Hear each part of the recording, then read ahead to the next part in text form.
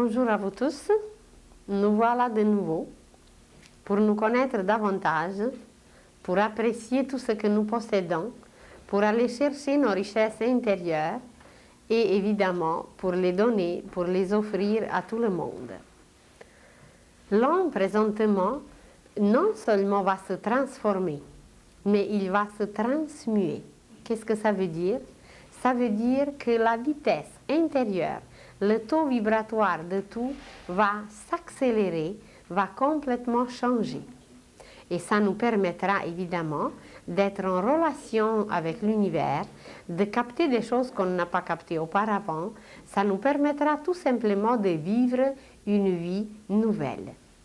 Et il y a quelque temps, nous avons parlé que la première des conditions pour faire ces études sur nous-mêmes, sur l'univers, c'est d'accepter le monde invisible.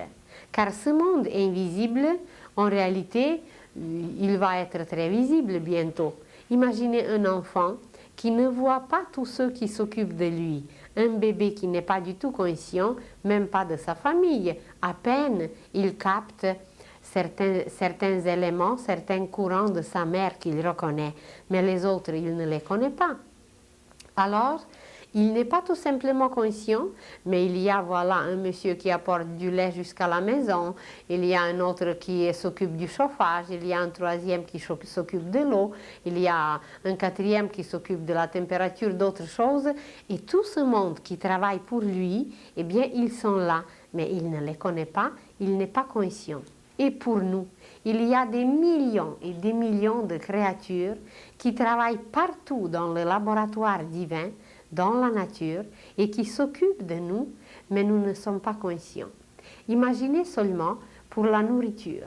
Nous parlerons bientôt de l'alimentation, de la nutrition, qui devient assez importante parce que nous voulons tous nous diriger vers la vie spirituelle, qui demande certaines hygiènes, qui demande certains choix, qui demande certaines choses qu'il faut savoir un peu plus. Alors seulement pour préparer les aliments, il y a des créatures superbes, d'une minutie et d'une finesse inimaginable qui préparent chaque chose à part. Imaginez la carotte qui est si belle. Il y a tant de sucre, il y a tant de sel, tel sel minéral ou quelque chose d'autre, une telle forme, ce n'est jamais démesuré, c'est toujours bien. Vous imaginez les betteraves. Dans les betteraves, qui nous représentent la Terre, aussi, il y a des couches, il y a du magnétisme, il y a le centre, il y a toute cette structure qui, par sa couleur en plus, nous présente toute une qualité. Mais nous ne connaissons pas ni nos aliments, ni les êtres qui les préparent. Et pourquoi il y a un aliment qui est acide, et pourquoi il y a un autre fruit qui est sucré, et pourquoi il y a quelque chose qui est piquant, et pourquoi il y a autre chose qui est amer. C'est que chaque aliment est lié à une planète. Et de cette planète, il capte une qualité. Eh bien, c'est la même chose pour les êtres. On va s'amuser un jour. Vous allez trouver que vous avez un tel ami qui est toujours plus piquant que l'autre. On dit, il passe des épingles. C'est ça qu'on dit? Passer des épingles ou donner des épingles, je ne sais pas exactement le verbe, mais en tout cas c'est lié aux épingles. Ça veut dire quelqu'un qui aime piquer, quelqu'un qui a du plaisir de piquer les autres. Alors c'est qu'il est plus lié à une certaine planète et que voilà, il devient piquant. D'ailleurs, tout ce qui est piquant, comme nourriture, c'est lié à Mars. Tout ce qui est acide, c'est lié à Mercure. Tout ce qui est douceur sucrée, c'est lié à Vénus. Alors que même parmi les humains aussi, certaines qualités sont travaillées plus et ça donne une prépondération, une prédominance d'une qualité plus que d'une autre. Et que voilà, à travers les objets, à travers les choses, à travers tout ce qui nous entoure, que nous allons nous découvrir nous-mêmes. Et ce que nous avons dit la semaine passée, que l'univers entier est composé de certains degrés de conscience, de degrés de qualité, de degrés évolutifs, alors à travers ces degrés aussi, nous allons découvrir qu'ils sont en nous et qu'ils se présentent comme des qualités. Et quand on a regardé une image qui était liée aux 7 esprits devant le trône, nous avons vu ces êtres sublimes comme des sphères présentées par des couleurs différentes. Et que voilà, il y a le rouge, il y a l'orange, il y a le jaune, il y a vert, bleu, violet, indigo. Et ces mêmes boules, quand nous les présentons, mais d'une autre façon, quand nous les présentons comme un cône, quand nous les présentons, d'ailleurs c'est la même chose, seulement il faudrait les poser dans cette position, verticalement et non horizontalement, alors ça va former un cône, une pyramide. Et sur cette pyramide, nous nous trouvons, elle nous représente. Alors les 7 esprits devant le trône, ce sont les esprits quelque part aussi, mais en réalité, ils sont en même temps en nous, parce qu'ils sont présentés comme des qualités, Tout à l'heure, nous allons voir la structure de l'univers kabbalistique où les 10 hiérarchies célestes représentent aussi des qualités différentes. Alors, sur cette image que vous voyez, chaque couleur représente une qualité. Mais cette qualité, elle est en nous. Alors, nous pouvons être les exemples, les échantillons, les manifestants d'une couleur, d'une qualité. Par exemple, toute spiritualité qui se manifeste en nous, toute vérité qui se représente en nous, ça va s'exprimer par la couleur violette. La couleur violette qui a les vibrations les plus élevées, les plus intenses. Alors tout ce qui est le plus intense en nous, d'une spiritualité extraordinaire, tout ce qui est lié au monde supérieur, ça va s'exprimer en nous par la couleur violette. Évidemment, si cette qualité elle est un peu plus affaiblie, s'il s'agit des inspirations nobles, de non-vol, très nobles, très élevés, mais on n'arrive pas encore à rejoindre, on n'arrive pas encore vraiment à capter ce monde supérieur, eh bien ça va être une couleur violette, mais un peu plus affaiblie, un peu plus mélangée avec quelque chose d'autre. Mais notre vraie spiritualité, notre intensité intérieure, notre mysticisme, l'âme même, elle va s'exprimer par cette couleur qui est extrêmement intense. En nous-mêmes, par exemple, quand nous sommes agressifs, quand nous sommes un peu guerriers, eh bien tout ça, ça va s'exprimer par par un rouge désagréable. Et quand c'est une couleur rouge agréable, ça va être une couleur qui nous donne le plaisir de vivre, qui nous donne une vitalité, une vie. On va être des bons vivants, quelque chose qui est très attachant à la vie, qui est très vital, mais le degré quand même de la spiritualité n'est pas très très élevé. Alors la vie même, tout ce qui est lié au mouvement de la vie, ça va se présenter dans notre aura comme la couleur rouge. Et évidemment, une qualité plus supérieure, une recherche du sens de la vie. Quand nous commençons à rechercher quel est le sens de la vie, c'est comme si on pénètre davantage dans cette couleur et on la mêle un peu avec la couleur de l'âme qui est blanche. Alors quand nous y ajoutons un peu, ça va donner un rose. Ça va donner un beau rose, un bon mélange de l'âme et de la matière. Une recherche plus profonde. Et quand nous voulons garder seulement pour nous cette recherche, nous ne voulons pas partager avec les autres. Ça va former une couleur orange, c'est la couleur des séparatistes, d'une philosophie trop individuelle. Ça veut dire on veut avoir quelque chose, on veut être éclairé, mais seulement pour nous-mêmes. On veut être assez indépendant de tout, mais aussi la couleur orange, c'est le courage, c'est la curiosité, c'est tout ce qui nous permet à découvrir, à dévoiler, à aller chercher les connaissances, et puis après, ou les garder pour nous-mêmes, ou les donner. Quand nous les donnons aux autres, la couleur orange se transforme en or. Alors, c'est la couleur solaire, mais quand nous la gardons pour nous-mêmes, elle reste toujours, quand nous nous séparons du reste, elle va rester orange, mais quand nous l'offrons aux autres, nous la transformons en or. Ensuite, tout ce qui est lié à notre intellect. Ça, c'est notre propre pyramide. C'est en nous-mêmes que nous possédons toutes ces couleurs et que nous les exprimons. Quand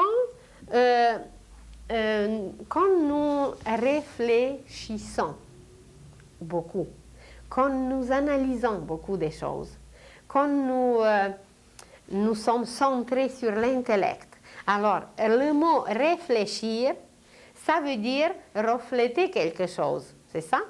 Le mot réfléchir, c'est réfléchir la lumière, c'est refléter la lumière. En réalité, réfléchir, c'est d'essayer d'atteindre la lumière parce que notre propre lumière n'est pas encore assez grande. Alors, tous les rationalistes, tous ceux qui réfléchissent, tous ceux qui aiment l'analyse, voilà, c'est la couleur jaune qui va exprimer tout ce travail intellectuel. Il est merveilleux, il est indispensable, mais là aussi, il ne faut pas garder trop seulement pour nous cette couleur, cette qualité plutôt, parce que ça va nous couper des autres, ça va créer un égoïsme, un jaune assez laid qui ne se laisse pas mêler avec les autres, qui est trop individuel, qui est trop rationnel, trop réfléchi, mais seulement pour nous-mêmes, ça va se transformer en un jaune très criard, un jaune dérangeant. Tandis que quand on est souple, quand on accepte le jaune des autres, c'est la pensée des autres. Alors quand nous acceptons la pensée des autres, eh bien, ça devient la couleur du blé, ça devient la couleur du miel. La couleur du blé, eh bien, c'est d'offrir, c'est de se donner, c'est de se laisser pétrir, c'est de se laisser broyer comme le blé. Il y a toute une science sur le blé, qui est un élément extraordinaire, qui est l'élément de la sagesse. Alors, cette couleur jaune qui est très belle, quand nous la partageons avec les autres, quand nous faisons d'une analyse une bonne synthèse. Le pain, c'est une synthèse. Alors, analyser, c'est de compter le blé. Il faut tant de grains pour faire le pain. Alors, le blé, c'est jaune, c'est l'analyse, et le pain, eh bien, c'est la synthèse, c'est la couleur du blé, c'est la couleur qui nourrit. Et d'ailleurs, dans notre prière la plus belle, dans notre Père, nous demandons le pain quotidiennement. Eh bien, sans le savoir, quand nous demandons le pain quotidien, chaque parole de la prière projette une couleur. Alors, nous émettons une belle couleur blé doré, blé or, parce que chaque parole de la prière, tout est d'ailleurs coloré. Dans le monde invisible, ce n'est que des couleurs. C'est des flambeaux des couleurs, c'est des océans, des vagues, comme vous voulez, mais c'est plein de couleurs. C'est plein de feux, mais de feux colorés. Alors, toutes nos impulsions dans la pensée, pour analyser, pour apprendre, pour compter, pour calculer, eh bien, ça va se présenter par cette couleur. Et quand ça prédomine en nous, ça va être ce jaune. Et si nous voulons garder tout ce qu'on a calculé, tout ce qu'on a compté, tout ce qu'on a analysé, si nous voulons le garder seulement pour nous, eh bien, ça va créer un jaune très désagréable. Je ne veux pas vous dire jusqu'à où ça peut aller, mais vous pouvez en conclure vous-même un jaune en tout cas désagréable. Tandis que si nous voulons partager nos connaissances, si nous voulons partager notre blé, bien évidemment, ça va se manifester comme une couleur extrêmement agréable, une couleur très belle, presque transparente, miel, blé, or, une très très belle couleur. Et chacune de nos pensées qui est partagée avec les autres, une pensée de donner, une pensée d'offrir, eh bien ça va être lié avec cette couleur dans notre propre pyramide. Ensuite, tout ce que nous emmagasinons, qui se présente comme du matériel, tout ce que nous cherchons et que nous déposons en nous et que nous pouvons l'utiliser par la suite pour la croissance, pour l'expression, pour la manifestation. Ça se présente en nous comme la couleur verte qui est la couleur de l'économie. Ça veut dire si nous sommes des bons économes, si nous nous faisons des bonnes réserves, pas pour les garder pour nous, mais pour les diffuser, pour les distribuer. Alors par la suite, ça va donner une très belle couleur verte. Et si nous observons bien la nature, regardez comment dans la nature cette couleur prédomine. Parce que la nature, c'est la circulation de l'univers. C'est la circulation, et dans cette circulation, on ne peut rien garder pour soi, il faut toujours tout donner. Mais regardez le cœur, imaginez que le cœur décide de garder le sang pour lui, qu'il n'envoie nulle part. Eh bien, on va mourir, évidemment. Alors, dans cette circulation de la nature, la couleur verte représente justement la bonne économie, le bon équilibre, la bonne croissance. Et puis, dès que cette circulation arrête, eh bien, ça se dessèche. Quand une plante se dessèche, c'est que la circulation cosmique a arrêté son processus. Et en nous, c'est pareil. Même si, à un certain âge, physiquement, un jeune homme ou une jeune fille ont arrêté de pousser, de grandir, de croître. Mais ils commencent à croître en sagesse. Alors,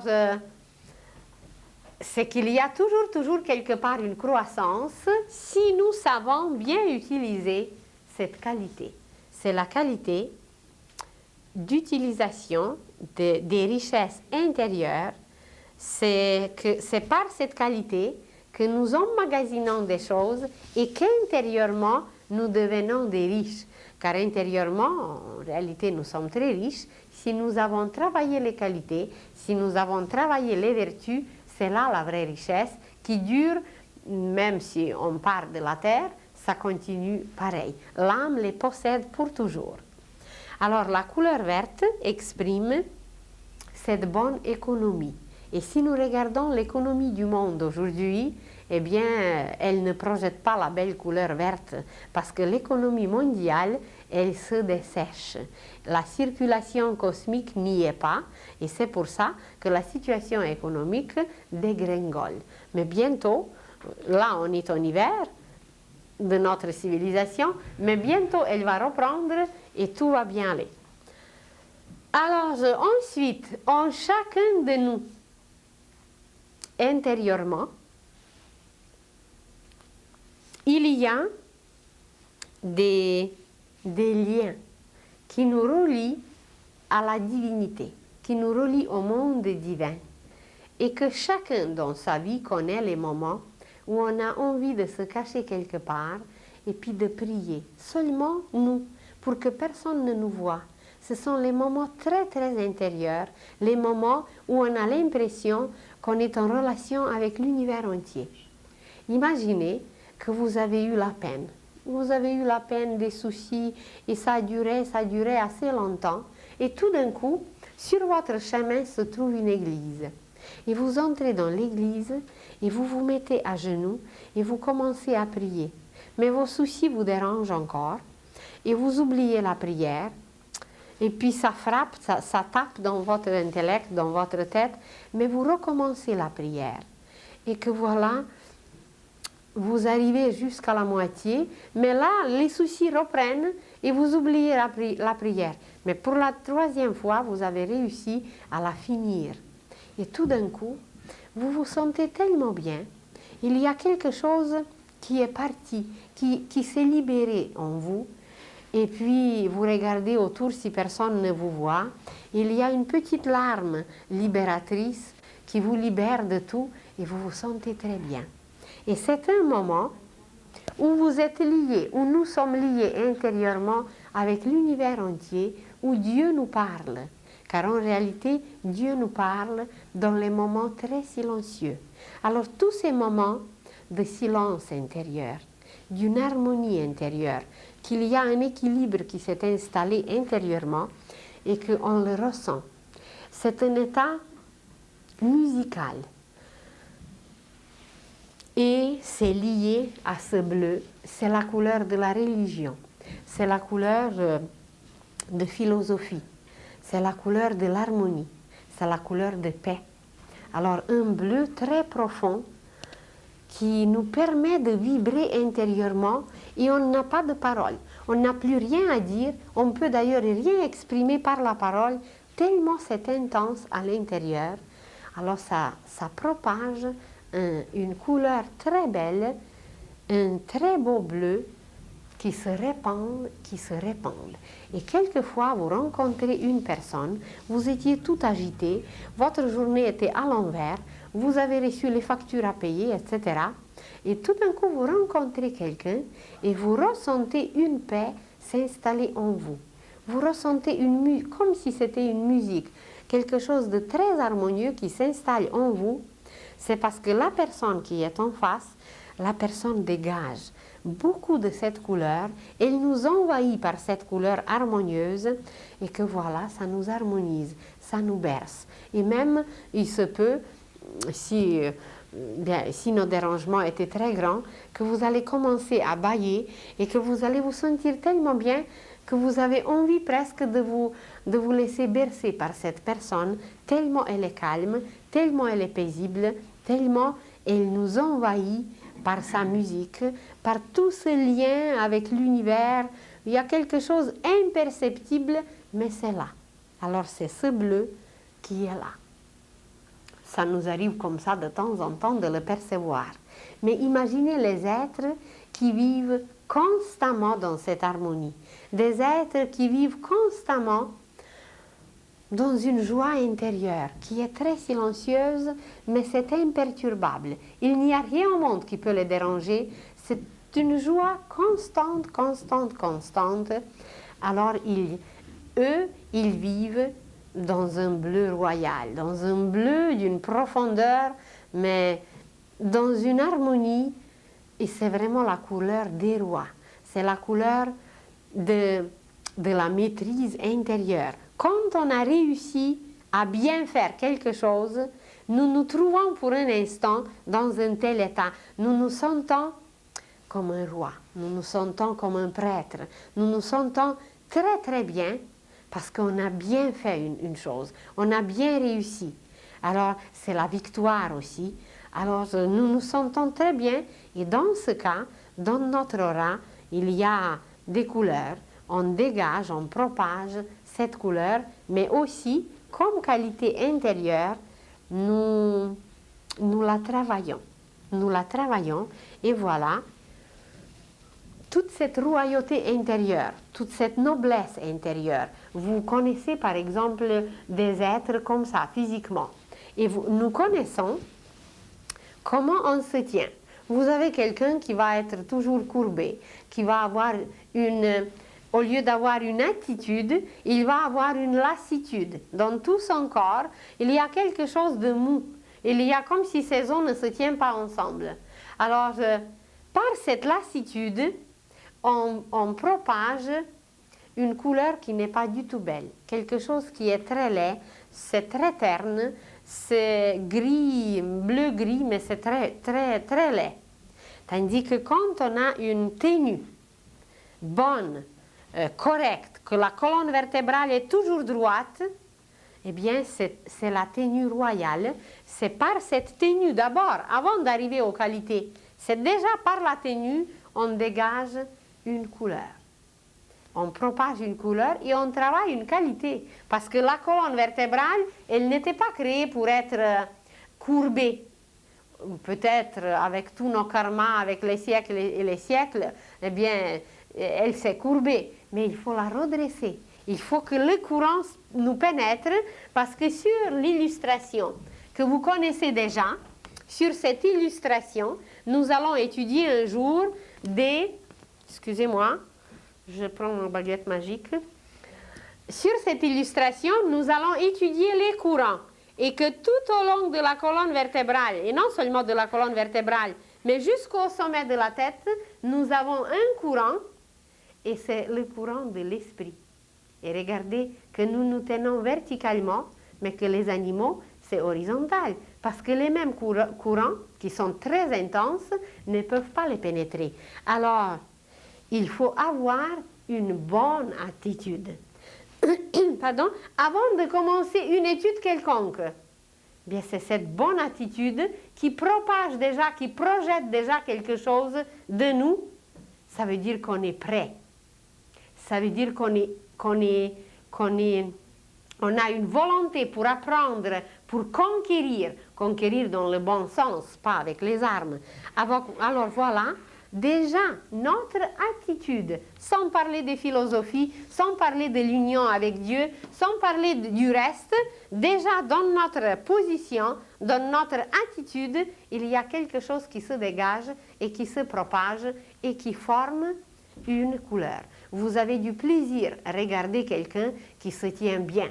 Vous vous dites, oh, il a quelque chose de noble dans son attitude, dans sa tenue. Et c'est très vrai, c'est que vous captez sa couleur, c'est que vous voyez sa position qui est très belle, parce que ça dégage une belle couleur, et que voilà, tout cela ensemble nous permet de travailler des qualités, de travailler cette philosophie intérieure, d'être royal, d'être noble, d'être le dirigeant, le maître de nos propres cellules. Dans une position de lassitude, ce n'est pas possible. Parce que nos cellules, c'est des petites intelligences. Il ne faut pas croire qu'elles ne sont pas intelligentes. Vous prenez seulement l'estomac.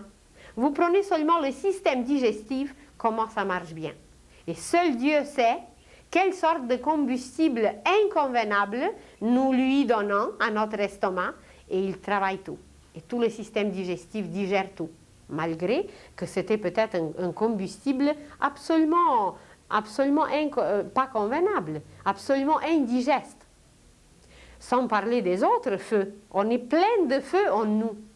Chaque système, c'est un feu. Imaginez le système nerveux. Bon, ça c'est moins présentable, moins imaginable que l'estomac. Imaginez le feu sexuel, imaginez le feu de la volonté. Et même dans la volonté, il y a plusieurs sortes de feux. Il y a la volonté de connaître, il y a la volonté d'aimer, il y a la volonté de créer, il y a beaucoup de volontés en nous. Et chacune de ces volontés, de ces qualités, c'est un feu, avec un combustible unique. Un tel combustible et pas autre chose. Quand vous faites le plein pour votre voiture, bien, vous ne mettez pas du lait. Et pourtant, ben, c'est quelque chose de merveilleux, mais pour un bébé, pas pour votre voiture. Vous ne mettez pas du miel non plus. Alors, pour nous, c'est pareil. Pour chaque partie, pour chaque feu, c'est un combustible. Et notre tenue, notre position, notre attitude, c'est déjà le point de départ bien, pour tout ce qu'on va faire. On va même apprendre comment se lever le matin. D'ailleurs, la sagesse populaire le condense déjà dans une phrase de se lever du bon pied. Eh bien, c'est une très grande sagesse de se lever du bon pied.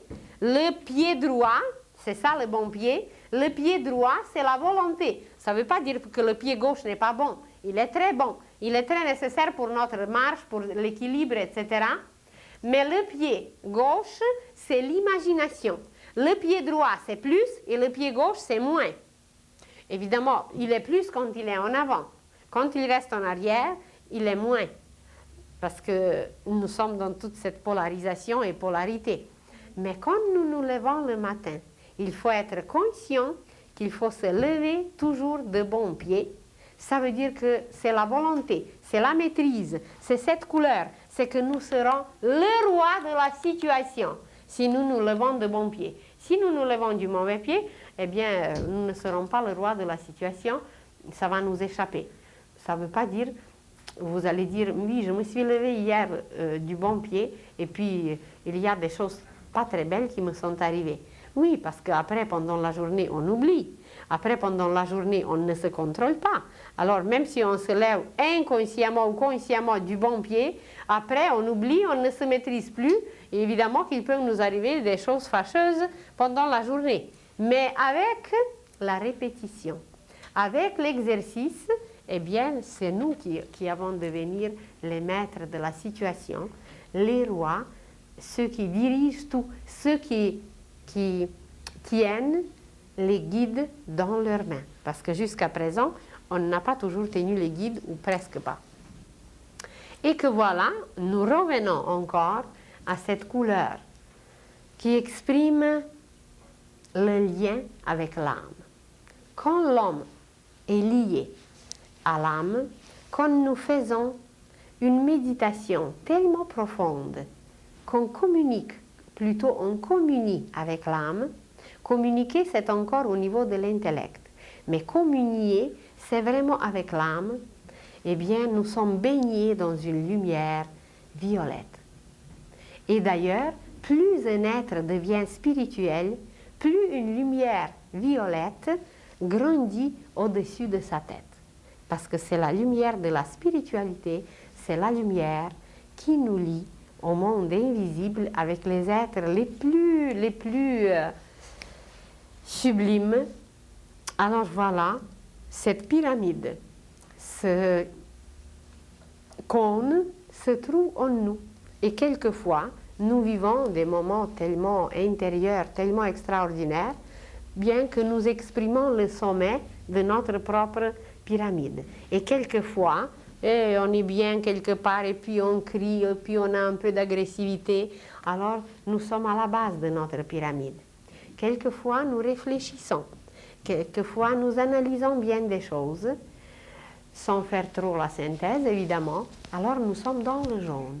Mais si nous faisons une bonne synthèse, si nous ramassons toutes nos analyses, tout ce qu'on a étudié et nous faisons une synthèse qui est une bonne conclusion et qui sert d'un tremplin pour aller plus loin, eh bien dans ce cas, nous propageons une couleur jaune-or, nous sommes baignés dans une lumière magnifique.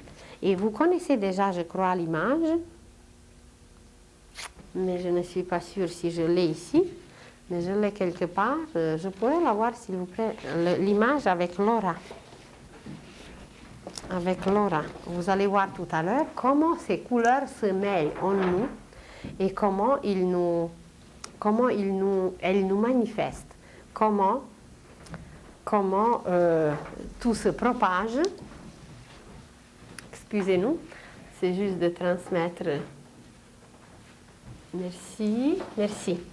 Alors voilà, toute cette pyramide qu'on a eue, comme chaque couleur à part, évidemment, entre ces couleurs de base qui sont le reflet de l'âme. Les 7 couleurs que nous avons vues, c'est les couleurs que l'âme reflète selon la loi du prisme. L'âme qui travaille avec sa lumière blanche, cette lumière blanche contient 7 couleurs du prisme. Et ce que nous avons vu sur le cône, eh bien, ce sont 7 couleurs du prisme, mais entre ces 7 couleurs de base du prisme, il y a d'autres qui sont plus foncées, plus pâles, plus mêlées, plus mélangées, et puis ça donne des couleurs différentes, et c'est le résumé de l'homme, c'est notre peau spirituelle. Comme nous avons la peau physique, à travers laquelle nous transpirons, à travers laquelle nous touchons l'atmosphère, à travers l'aura, nous touchons le monde invisible. Et c'est pour ça qu'il y a 2 ou 3 semaines, nous avons parlé que la première condition pour étudier l'univers, c'est d'accepter son existence, c'est d'accepter qu'il est vivant, qu'il est rempli des êtres superbes et sublimes, et que ces êtres contiennent des qualités qui se manifestent par des couleurs. Et ces qualités, ces êtres avec leurs qualités, eh bien c'est cet esprit devant le trône qui se manifeste à travers nous, mais en petit évidemment au début. Alors voilà le résumé de l'homme, de ses pensées, de ses sentiments et de ses actions, ça se manifeste comme l'aura. Et quelquefois, il y a un peu plus d'agressivité, ça va donner un rouge à peu près comme vous voyez ici. Un rouge mêlé avec un brun, un rouge désagréable. Quelquefois, nous serons un peu plus philosophes. Nous allons philosopher sur la vie, ça va donner à côté un beau bleu turquoise, un beau bleu. On aura un amour envers les notions, envers les sciences. Alors ça va, voilà, cet amour de Vénus va se présenter à travers ce bleu. Une autre fois, on va prier tellement profondément qu'on va se lier à l'univers et que voilà, hop, ça va donner un violet. Mais si nous continuons à être spirituels, il va s'installer dans notre aura et il ne va plus se perdre. Dès que nous perdons une qualité, une couleur disparaît. Dès que nous acquérons une qualité, une couleur nouvelle apparaît. Et quelquefois, bien, on a certaines couleurs quand même de base, parce qu'il y a des êtres qui sont plus pieux, il y a des êtres qui sont plus grossiers, il y a des êtres qui sont plus criminels, il y a d'autres qui sont plus religieux, plus philosophes. Alors il y a quand même déjà une certaine couleur qui est la couleur de base, mais c'est sa luminosité qui compte. Il y a un criminel qui peut avoir du vert, et il y a un être très spirituel qui va avoir aussi du vert dans son aura, mais le vert chez le criminel, ça va être d'une verdure inimaginable. C'est très laid, c'est pas beau, parce que son amour ne circule pas bien. Il a encore la haine, il a encore la jalousie, il a encore toutes ces affaires, et ça mêle une couleur laide dans son vert. Son économie n'est pas tout à fait équilibrée. Tandis que chez un être, je ne sais pas, comme Mère Teresa, eh bien, qui déverse son amour partout, qui aime tout le monde, qui entretient même l'économie chez les autres, eh bien, ça va être un vert d'une luminosité, d'une limpidité transparente. Et que voilà, un jour, on n'aura plus besoin ni de juge, ni de police, ni de prison, parce qu'on va voir toutes nos qualités dans notre aura. D'ailleurs, depuis que j'étais petite, j'ai toujours désiré d'inventer un appareil qui va photographier la pensée humaine. Je me suis dit, mais ça serait tellement simple, il n'y aura plus de menteurs, il n'y aura plus de voleurs, juste de photographier sa pensée et on voit si c'est vrai ou si c'est pas vrai ce qu'il dit. Bien, aujourd'hui, on arrive à comprendre que cet appareil est déjà dedans, que nous pouvons lire la pensée des autres. Évidemment, ce n'est pas encore permis parce que nous allons profiter, nous allons utiliser ces pensées. Alors, quand on va être au point suffisamment altruiste, suffisamment pacifiste, suffisamment grand, eh bien, on va communiquer non seulement avec les humains, mais avec l'univers entier. Et que voilà, nous touchons l'atmosphère spirituelle, le monde invisible, les anges, tout ce monde qui peuple l'univers, nous les touchons par l'aura, comme nous touchons un arbre, un objet, par la peau physique. La peau physique a sa correspondance dans notre aura qui est la peau spirituelle. Nous nous touchons d'ailleurs mutuellement. Vous entrez dans l'autobus et votre aura transmet quelque chose aux autres et de chez les autres, vous retirez quelque chose. Il y a certains qui n'aiment pas la foule. Il y a certains êtres qui n'aiment pas trop aller là où il y a trop de monde. Parce que leur aura absorbe beaucoup et dès qu'ils arrivent à la maison, même s'ils sont obligés d'aller quelque part où il y a beaucoup de monde, ils sentent le besoin de se laver immédiatement, de changer le vêtement. Et ça, c'est une très bonne habitude quand vous arrivez de la ville, quand vous arrivez de quelque part où il y avait beaucoup de monde. Même si c'était les gens assez gentils, il faut changer le vêtement. Il faut se laver complètement, prendre une douche, parce que par le fait de se laver, par le fait de changer le vêtement, nous libérons de certains fluides qui peuvent être nocives, qui peuvent nous-mêmes donner le mal de tête. Alors, ou même on peut attraper une maladie. Évidemment, vous connaissez les maladies contagieuses. Ça s'attrape d'abord à travers l'aura. Si notre aura est suffisamment puissante, il n'y a aucune maladie qu'on attrapera. Mais comme on n'est pas assez fort, comme on n'a pas travaillé assez les qualités, eh bien, c'est que la lumière de l'aura est faible, et puis voilà, hop, ça nous pénètre. Si l'aura est forte, lumineuse, ça va rejeter les microbes, ça va tuer les parasites qui veulent atteindre le corps physique. Le corps physique, c'est très bas, c'est la fondation, tandis que l'aura, eh bien, c'est quelque chose. Alors, les disciples apprennent à travailler avec l'aura, à renforcer leur couleur. Certains travaillent seulement avec la couleur blanche, parce qu'ils savent quand leur couleur blanche va être au point, toutes les autres couleurs seront bien, parce que c'est la couleur blanche qui est la source de toutes les autres couleurs. Et la couleur blanche, c'est la pureté. Alors, ils travaillent sur la purification, sur la pureté. Et d'ailleurs, Jésus nous a dit, ayez le cœur pur. Il ne nous a pas dit, ayez l'intellect pur et faites des miracles quelque part, faites des prodiges ailleurs. Il nous a dit qu'il faut avoir le cœur pur. Parce que le cœur, c'est l'instrument de l'âme. C'est à travers le cœur que l'âme se manifeste. Et l'âme, ce qu'elle aime énormément, c'est le rythme. C'est un rythme continuel, un bon rythme. Et tout le monde sait comment notre cœur, ses battements, c'est un rythme. Mais à travers ces battements physiques qu'on entend, il y a un autre rythme, il y a une couleur, il y a beaucoup d'autres choses qui s'expriment. Alors, et imaginez qu'il n'arrête jamais. Tandis que nous, dans nos autres efforts, eh bien, on fait un peu la grève, on fait un peu la paresse. C'est qu'on dérègle, on est dérythmé. On devient des êtres qui n'ont plus de rythme parce qu'on dérègle le rythme de l'âme. Alors, il faut suivre l'exemple du cœur et être constamment dans un rythme. Et dans ce cas, non seulement qu'on aura des belles couleurs, mais on va les rendre tellement lumineuses par un rythme constant, on va les rendre tellement lumineuses que ça va être une couleur transparente, presque or, un rouge or, un jaune or, un bleu or, tissé de l'or, tissé de lumière, parce que la lumière, c'est la sagesse. Alors on va être tellement sage, tellement connaissant, tellement puissant, que voilà, on va devenir des vrais soleils. Et la destinée de l'homme, c'est devenir un jour comme le soleil. Alors, comment renforcer l'aura? Bien, on peut travailler sur la couleur blanche, on peut travailler sur une couleur particulière comme qualité, ou sur n'importe quelle qualité. Ça va renforcer notre aura, ça va la rendre lumineuse et ça va nous protéger, car c'est l'aura qui est la plus grande protectrice.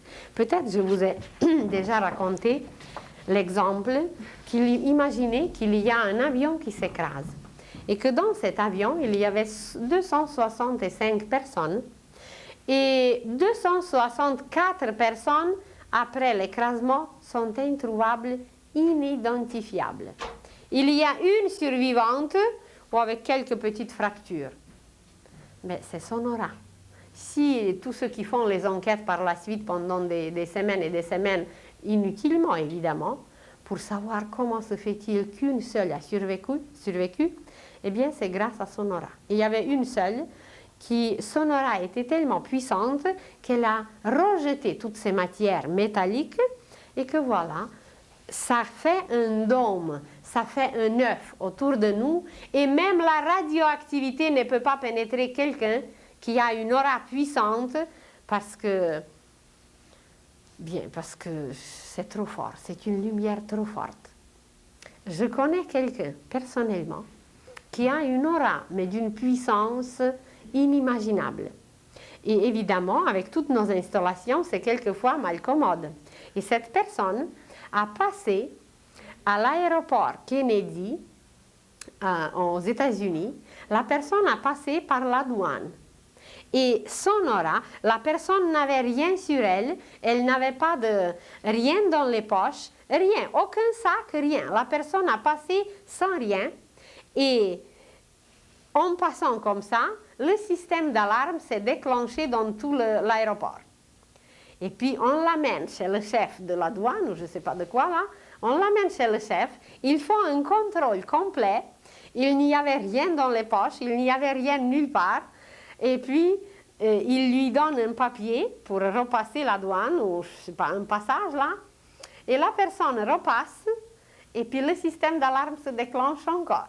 Alors vous voyez, si nous avions déjà les auras si fortes, eh bien on ne pourra pas passer tranquillement, je ne sais pas, quelque part par la douane, parce que ça va déclencher le système d'alarme, puis ça va éveiller inutilement plusieurs personnes, tandis que comme ça, nos auras sont encore assez neutres, assez petites, alors on passe, puis on est faible, puis on tombe, puis on se lève, mais de plus en plus, nous allons apprendre à travailler avec notre aura, qui est une lumière extraordinaire, qui doit contenir seulement les qualités, qui doit nous exprimer dans toute cette gamme des couleurs de l'âme, dans toutes ces qualités merveilleuses, mais évidemment, il faut les cultiver, il faut les travailler, et par la suite, alors tout va bien aller. Alors, nous sommes liés à l'univers par notre aura. Et quand les êtres invisibles nous observent, ça ne les intéresse pas tellement quelle sorte de souliers nous avons. Ça ne les intéresse pas qu'est-ce que nous allons hériter de notre grand-père. Ça ne les intéresse pas quelle sorte de voiture nous avons. Ce qui les intéresse, c'est notre aura, notre carte d'identité devant le monde invisible, devant les anges, les archanges, nos instructeurs qui sont des catégories supérieures. Notre carte d'identité, c'est notre aura. Peu importe si nous avons 1 million dans le compte de banque, ça ne les intéresse pas du tout. Si notre aura est terne, nous pouvons avoir des milliards. Nous pouvons posséder la terre entière, c'est impossible, disons. Nous pouvons posséder des terrains et des je ne sais pas quoi. Ça ne les intéresse pas du tout parce que si nous n'avons pas de qualités intérieures, ça ne se projette pas dans notre aura, toute cette richesse. Au contraire, ça donne des soucis, ça crée toutes sortes d'ennuis. Et comme ce n'est pas dans l'aura, ça va être un être humain imperceptible. Imaginez l'océan la nuit et qu'il y a 4 milliards de bateaux sur l'océan. Et que voilà, il y a un bateau rempli à craquer de l'or. Disons, des milliards. Mais s'il n'a pas une seule petite lumière sur lui, eh bien, personne ne verra qu'il y a même un bateau. Alors, c'est un peu comparable avec les 4 milliards des humains sur la Terre. Si l'aura n'est pas allumée, ça veut dire si elle n'est pas lumineuse, eh bien, ils ne nous aperçoivent même pas. Ils ne nous voient pas. Eh bien, comment voulez-vous? On prie quelquefois, on voudrait, mais ça n'arrive pas. Évidemment, parce qu'on n'a pas projeté une lumière, on ne s'est même pas aperçu qu'il y avait une demande. C'est comme si vous envoyiez une lettre sans marquer l'adresse ou sans mettre les timbres. Sans timbre, peut-être ça pourrait se rendre, mais celui qui va recevoir, il doit payer. Alors, ou que c'est écrit illisiblement. Alors, voilà, c'est ça notre aura. C'est une écriture extraordinaire et c'est par cette écriture que nous projetons et qu'après tout arrive. N'importe quel désir qui est évidemment valable pour l'humanité, pour la planète, pour la paix, pour l'amour, pour la réalisation de toutes les merveilles sur la terre, ça se réalise, mais il n'y en a pas beaucoup. Présentement, nous ne sommes pas encore très nombreux pour demander une vie sur la terre, mais une vie divine. Eh bien, c'est pour ça qu'il y a toutes ces sciences ésotériques, initiatiques, qui nous expliquent un peu comment ça marche pour qu'on se lance, pour qu'on s'engage dans ce travail merveilleux. C'est juste de demander. Et puis, on se croit qu'on est des chrétiens, on se croit qu'on est des intelligents. Et puis, en réalité, qu'est-ce que Jésus nous a dit? Il a dit, demandez le royaume de Dieu et sa justice sur la terre, et tout le reste vous sera donné en surcroît, ça? Eh bien, qui demande? Peut-être comme ça de temps en temps, un parmi 10 000, un parmi plusieurs qui vraiment demandent le royaume de Dieu sur la terre. Mais ce royaume de Dieu sur la terre, c'est d'abord dans notre propre terre, dans notre propre corps, et après seulement ça va s'extérioriser. Alors, si nous le demandons, eh bien tout le reste viendra comme surcroît. Mais on ne le demande pas encore, on ne sait pas qu'est-ce qu'il faut faire, comment il faut faire. Alors pour nous, comment se lier avec l'univers, comment faire? Eh bien, c'est exprimant les qualités, en exprimant les qualités, les vertus, en projetant des belles couleurs. Même vous ne connaissez pas encore beaucoup par exemple, mais vous vous dites aujourd'hui, demain, toute la semaine, toute cette année, même toute cette vie, je vais travailler sur la couleur bleue qui est la paix, qui est l'harmonie, qui est la musique, qui est tout ce qui est le plus calme, le plus beau. Alors, et vous travaillez et vous sortez de la maison et vous imaginez que vous inondez la terre entière dans une lumière bleue. Vous achetez quelque chose, une petite bougie, une petite lumière en bleu, une petite fleur en bleu, ou une violette, une couleur encore plus supérieure, et qu'en travaillant sur une couleur pure, limpide, une qualité belle, petit à petit, on va influencer, inonder, tromper dedans les humains pour que tout s'améliore. Mais comme personne n'est conscient, personne ne travaille, alors tout le monde reste dans ses misères. Et voilà, comme le soleil qui projette ses rayons jusqu'à dans notre maison, l'être humain va devenir la même chose. Seulement le soleil, qui avait au début aussi des couleurs très différentes, il a tellement travaillé ses qualités que présentement c'est or. Tout est en or, tout est lumière, lumière. Et les rayons, la lumière du soleil que nous voyons, c'est l'aura des êtres qui vivent sur le soleil. Alors imaginez le degré d'évolution de ces êtres qui sont sur le soleil et qui projettent leur aura.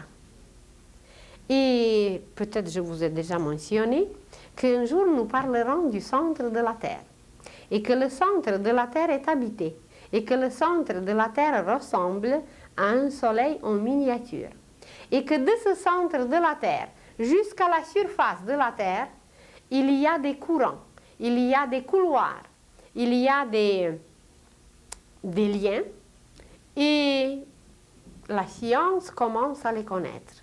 Il y a un scientifique explorateur américain qui est allé au pôle Nord. Et au pôle Nord, il a découvert des choses si fascinantes qu'il ne croyait pas à lui-même, il ne croyait pas à ses yeux. Et il a fait un rapport, mais jamais personne n'a connu ce rapport. Et nous allons apprendre que voilà, au pôle Nord, il y a une ouverture qui mène jusqu'au centre de la Terre. Et qu'au pôle Nord vivent des êtres qui viennent du centre de la Terre. Et quand ces êtres sont là, quand ces êtres s'occupent un peu des humains, ils projettent leur aura. Et ici au Canada, vous voyez leur aura comme des aurores boréales. Les aurores boréales, ce n'est rien d'autre que des projections lumineuses de l'aura de ces êtres qui, voilà, veillent sur nous, qui s'occupent de nous, qui regardent comment ça marche sur la Terre et qui ont des occupations dont on n'a aucune idée, nous. Alors, voyez, tout a son aura. Et c'est à travers l'aura qu'on se lie aux autres, qu'on se lie à l'univers et qu'on peut contacter, on peut toucher tout ce qui existe, tout ce qui vit par notre aura. Et quand nous allons apprendre à travailler avec l'aura, nous allons pénétrer dans le cœur des choses. Nous allons toucher le cœur des choses. Et par son aura, un grand instructeur de l'humanité, c'est par son aura qu'il touche le cœur des humains. Vous voyez, si vous avez eu une occasion de rencontrer un grand sage, un grand maître, il ne dit pas un mot.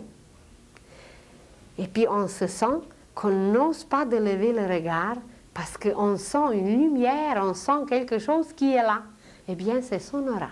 Évidemment, son aura est très protectrice, son aura nous aide beaucoup, mais c'est en face de son aura que nous sommes, et c'est à travers son aura qu'il nous transmet des merveilles. On pourra guérir, on pourra transformer, transmuer, ressusciter seulement par notre aura. Alors, je vous souhaite une bonne semaine et bonsoir à tous.